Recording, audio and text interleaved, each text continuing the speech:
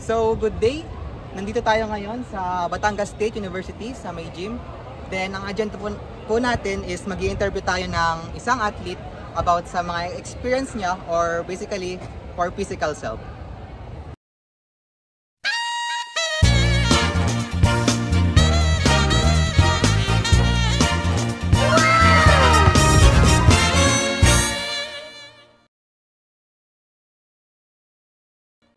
Kuya, kami po ay from Mexi 1102 at pwede ka po ba namin ma-interview? Sige lang po. Ano pong name nila at anong age?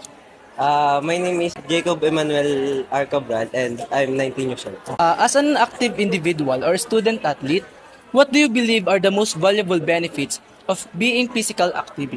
Kapag may mental drain na ako, kapag sa ACADS, kapag naglalaro ako, for me, nababawasan yung stress ko and mas nagiging fit ako. Kumbaga kuya, playing sports makes you, kumbaga nawawala yung stress mo doon, no? Para Yeah. na-help ka, para mas nawala, para mawala yung iniisip mo ganun. Or kahit sa konting oras ganun. Ang nafe-feel ko, pag naglalaro ako sports, nafe-feel ko na mas better yung katawan ko, mas better yung mental health ko. Yan. Sa experience niyo po, how do mental challenges and physical challenges work together to affect your performance as an athlete? Mental challenges, yun nga, kapag sobrang dami ng ginagawa sa ACADS, hindi na ako nakapag-perform ng ayos as an athlete. Or vice versa, na kapag sobrang pagod sa training, hindi na din ako nakapag-aral ng masyado for ACADS. Kumbaga po, malaking factor yung pagiging pagod na para hindi makapag-focus ganun po sa akin. Question po na student athlete kayo. How do you develop discipline, confidence, and consistency during training? Discipline, kailangan lang ng consistency para magtuloy-tuloy yung growth and yung improvement.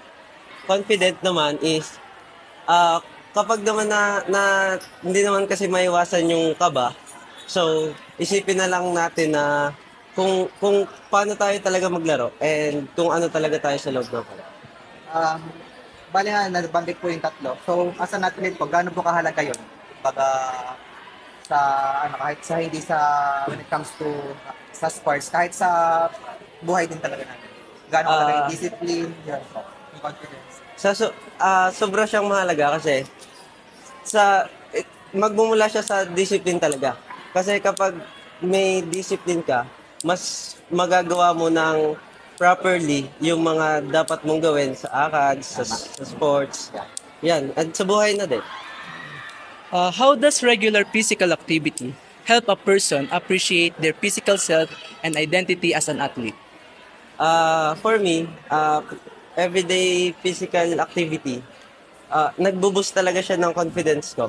Kasi mas feel ko, mas nagiging better ako lagi, everyday. And kaya din nabuboost ang confidence ko. Kasi mas nababawasan nga yung stress ko.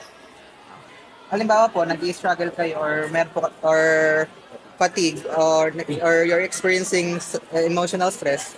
So, how do you keep motivated po? Iniisip ko na lang lagi na kailangan ko siyang matapos para makagraduate na. And yun nga, para din wala na din ako masyadong isipin, hindi na dumami yung isipin. Kumbaga, ang iisipin nilang matatapos din naman. Yeah. What habits or routines do you promote to maintain your overall physical wellness? Habits, yun, kung kumain lang ng tama, ng kung anong gusto, and yung wag yung sobra-sobra, and wag din kulang. And especially din sa sleep, kailangan may sleeping habit ka na good for your daily activities. How significant are rest and recovery in improving the body and enhancing athletic performance? Significant siya kasi yung resting, kasi kapag nagre-rest, doon kami nakapag-recover ng katawan, na mas na-enjoy namin yung personal life namin. And may mga nagagawa pa kami bukod sa ACADS and sports. Like, makapag-banding pa kami with family. Yan. Kumbaga kumbaga as an player din po naglalaro ganun. Parang kumbaga hindi lang po laro ng laro. Kumbaga need mo din talaga ng pahinga kasi isang factor 'yan para magstay ka sa condition mo as an athlete. Hindi lang pwede laro ng laro kasi you have personal life din to fulfill. How do you help student athletes balance their academic responsibilities while staying physically active? Advice ko lang na ACAD first all the time. Hindi pwedeng ACAD sa umaga, training sa gabi or laro sa gabi. And wag mag-overtraining if madami ka pang gagawin. Pwedeng umabsent sa training pero sa activities lang. Basta as long as napapagsabay naman yung gawain sa School then at sa yung want mo. sa active po. Basta laging academic first. From your viewpoint, how does being physically active influence a person's mindset and lifestyle? Physically active is hindi lang yun basta sasabihin mo na fit ka. May nakikilala ka din na iba na pwede mong maging kaibigan na makakatulong sa mental health mo. And yun nga, mas makakaiwas ka sa sakit kasi nga mas active ka. Exercise na. Nakapag-exercise ka. And yun nga. What advice can you give to students who want to become a physically active but have difficult starting? If you have difficult starting, don't hesitate to start.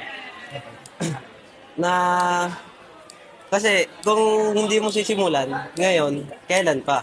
Kung gusto mo din naman, bakit hindi ngayon? As long as wala kang masasacrifice na mahalaga. Kumbaga matakot subukan. Yan. So paano naman po if talagang takot sila? Like parang natatakot sila na ma-judge? Like kung panagkamali sila, ano pong pwede nyo i-advise? Sa judging naman, kasi hindi ka naman ma-judge ng mga may experience sa gusto mong yan. Kasi doon naman din sila nagsimula. Kaya wala silang reason para i-judge ka. Kasi lahat tayo nagsisimula sa zero. So, naman po boss, ngayon po, like katulad niyo po, student and as well as athlete, ano po papapayo dun sa katulad niyo po na ganun din, yung nag-aaral sa umaga, then naglalaro din po sa gabi, ganun? Payo ko lang kasi sobrang draining nga niya. Kasi pagod na ang utak mo sa classroom, after mo doon, magbibis ka lang, magpapalit ka lang, tapos katawan mo naman ang bubugbugin mo. Huwag kalimutan ang self-rest. Kumaga, self-time ba? Ganon. Para naman makapag-reflect ka kung ano ng mga nagawa mo, kung ano ng mga mali mo na dapat mong baguhin, and kung ano pang kailangan mo i-improve. Ay, kung i-rate naman po kayo sa rate 1 to 10, gaano po kasaya ang being a student athlete? I rate it as 8 kasi sobrang daming sacrifices and hindi siya ganun kadali. Based on our interview, academics should always come first because being a student is more important than being an athlete. Despite the challenges, there are many advantages to be an athlete, such as boosting one's self-esteem, strengthening one's body, and encouraging an active and healthy lifestyle. Another benefit of being an athlete is that it can only help people feel less and stressed. Based on what the interviewer shared, being an athlete is hard, it is difficult, and it is challenging. As he mentioned, academics should always come first because being a student is more important than being a player. Despite the difficulties, there are many benefits to being an athlete, such as developing confidence, developing discipline, strengthening one's body, and promoting a healthy and active lifestyle. Another advantage of being an athlete is that it can reduce stress. Since many players use sports as an outlet to release the tension what they feel. That's why even though being an athlete is hard, it offers many meaningful and positive benefits. The student athletes we interview said that regular physical activities gives them significant mental and physical benefits. It relieves them with academic stress and support their development of discipline, confidence, and consistency. Despite their challenge of balancing school and sports, they still experience personal growth through staying active.